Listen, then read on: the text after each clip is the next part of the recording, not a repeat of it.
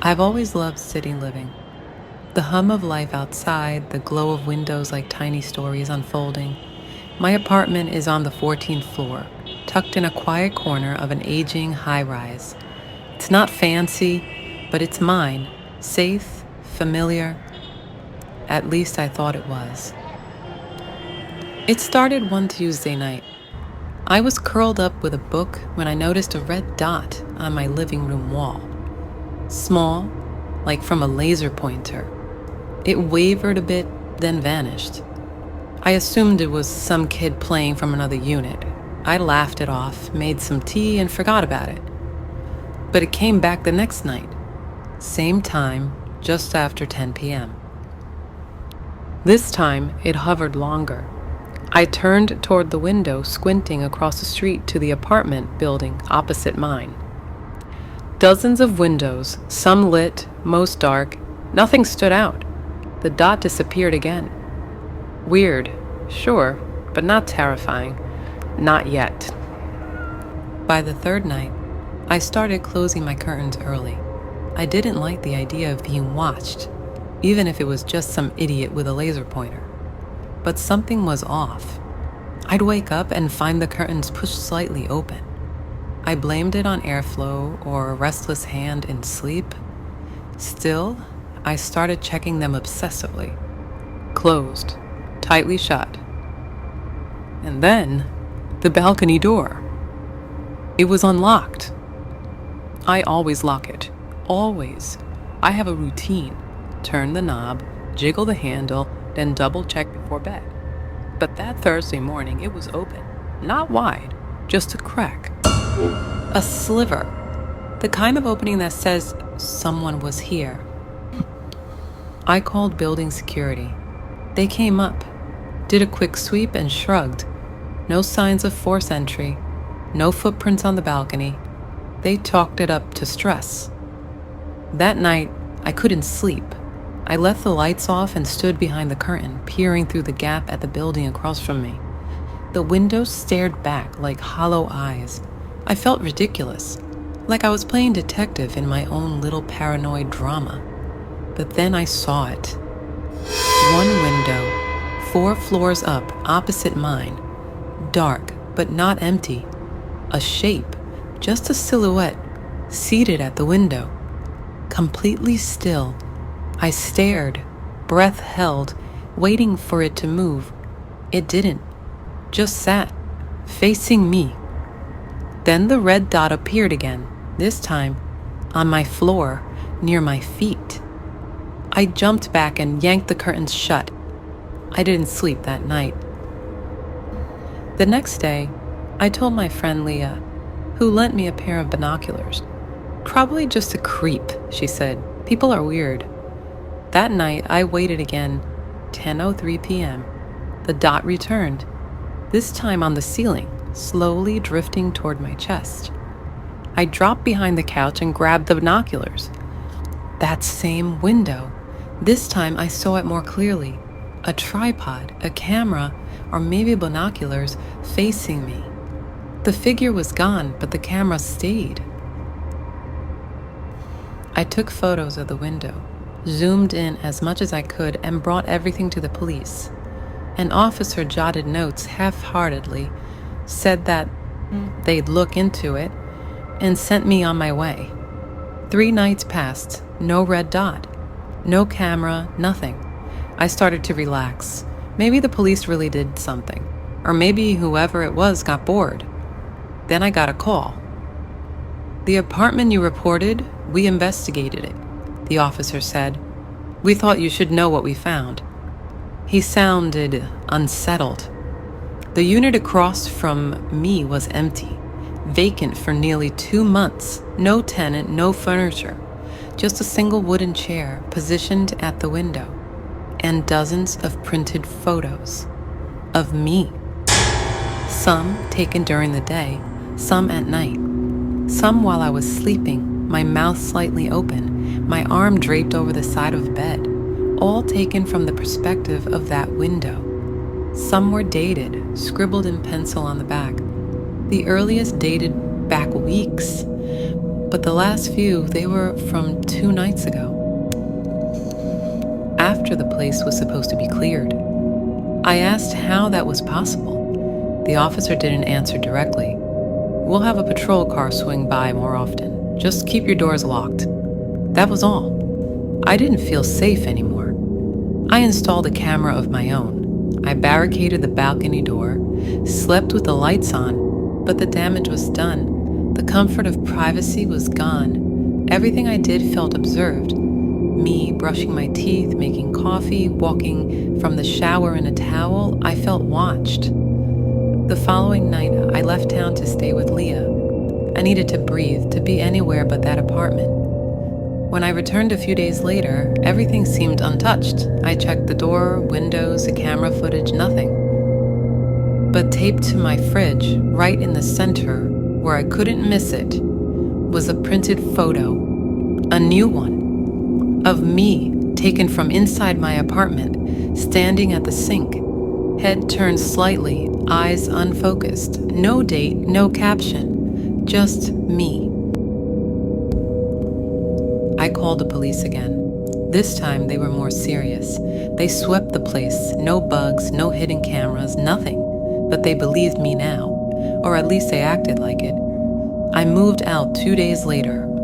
The final night, as I packed the last of my boxes, I stood at the window.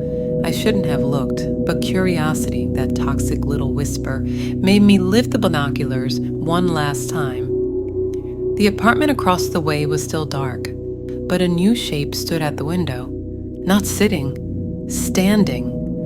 I dropped the binoculars, closed the curtains, and left. I don't know who it was. I don't know how they got in or out, or how long they watched me. I don't know if they're still watching. But sometimes, even now in my new apartment with heavy curtains and blackout shades, I wake up in the middle of the night and feel it. That weight, that presence, the sense that someone, somewhere is still watching. And sometimes, the red dot comes back.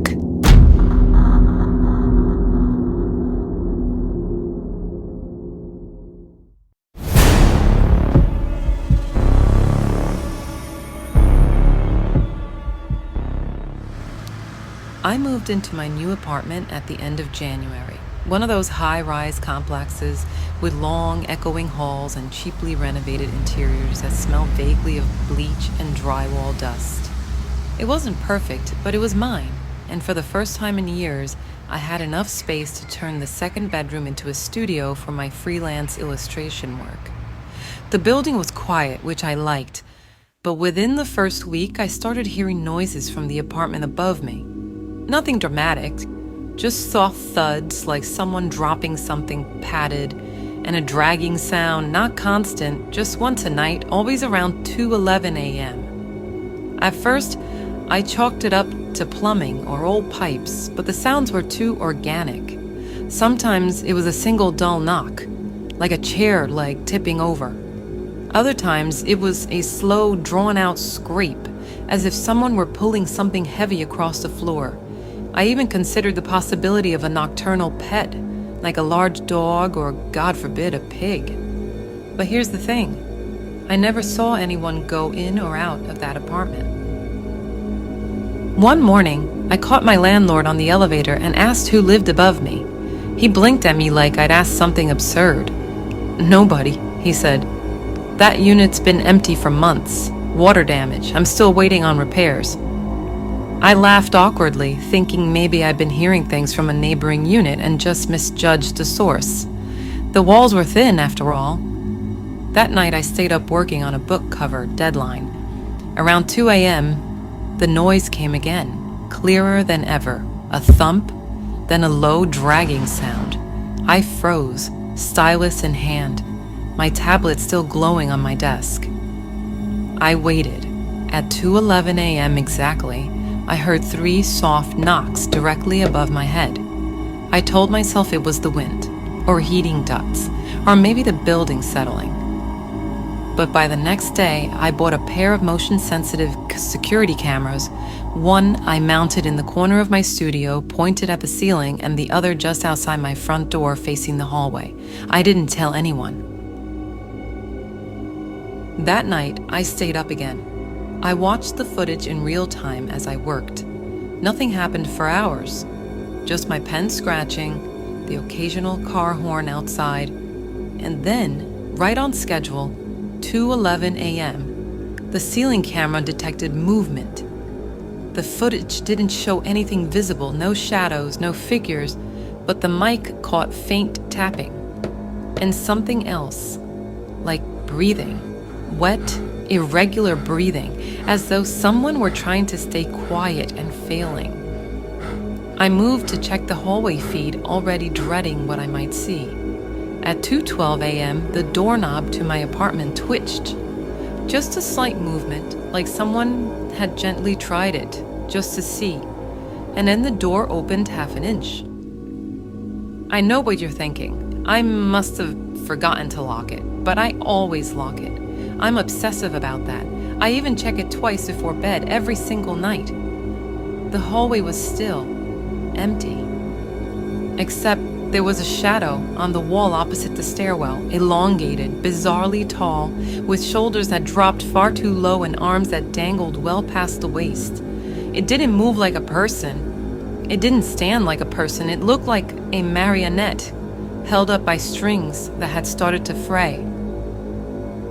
I paused the footage, hand trembling over the mouse. The figure was facing away, but its head was turned backwards, looking directly at the camera. I didn't sleep at all that night. I left every light on and played music to drown out the silence. By morning, I tried to convince myself it was a glitch, a prank, maybe even a hallucination from working too late. But something in me had shifted. I couldn't pretend it anymore. The drawing started that day. I sat down with the intention of sketching a children's book character, something whimsical. But what came out was something else entirely. The figure. I don't remember consciously choosing to draw it. My hand moved as if pulled, sketching long limbs, hollow eye sockets, and a crooked spine, a twisted marionette hanging in an invisible doorway. It was just like the shadow in the footage. The next night, I taped the lock on my door to check for tampering. I even leaned a broomstick against the handle so it would fall if disturbed. At 2:11 a.m., I heard the knocks again, but this time they came from inside the walls. When I checked the cameras, the hallway was empty, the broomstick hadn't fallen, the tape was unbroken, but I knew something had been there, watching, waiting. Every night after that, I drew more. Not because I wanted to, but because I had to. My hands moved on their own, sketching pale faces peering through cracks in drywall, eyes peeking from vents, limbs wrapped around my bed frame as I slept. Within a week, the walls of my studio were covered. And then one night, I scrolled through old footage. I noticed something I hadn't before. The figure was getting closer in every recording. First, it was just a shadow on the stairs, then a blur on the landing, then a hand, pale and distorted, reaching toward the doorframe. And last night, it was standing right at my door, not moving, just listening. I didn't check the footage tonight. I couldn't.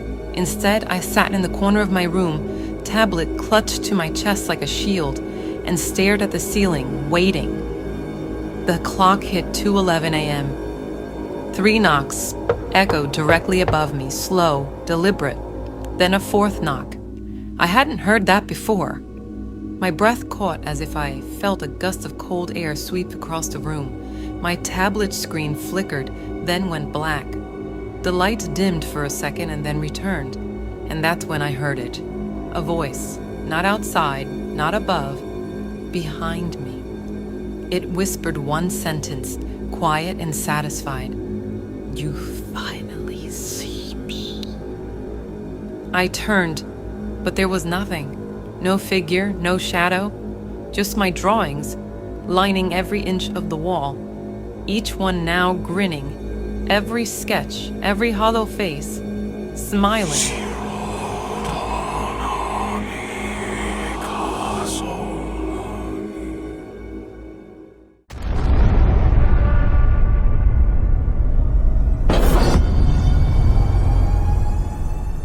I've lived in this high-rise for just over a year now.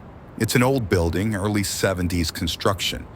You can tell by the smell in the halls, that blend of dust, paint, and something older you can't name. It's not glamorous, but the rent's cheap, and from the 16th floor, I've got a decent view of the river. I live alone. I like it that way. The weird thing started with the scratching. It was faint at first, just a soft scritch behind my bedroom wall, like something small was burrowing or caught between the drywall and the concrete. I assumed it was rats or mice in the building's old ventilation. I even called maintenance, and they sent a guy who knocked on the wall, shrugged and said, "Could be vermin." They move through the gaps between units all the time. That was 2 weeks ago. The sound kept coming. Then one night, I heard it louder, a deliberate, slow, dragging noise behind the wall, like fingernails over metal.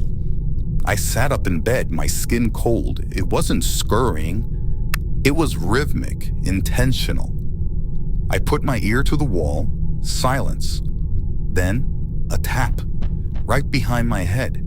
I jumped back so fast I slammed into my dresser. I didn't sleep the rest of the night. The next day, I pulled my bed away from the wall and inspected it. Nothing there, no holes, no damage, but I couldn't shake the feeling that something wasn't right. That night, it escalated. I heard breathing.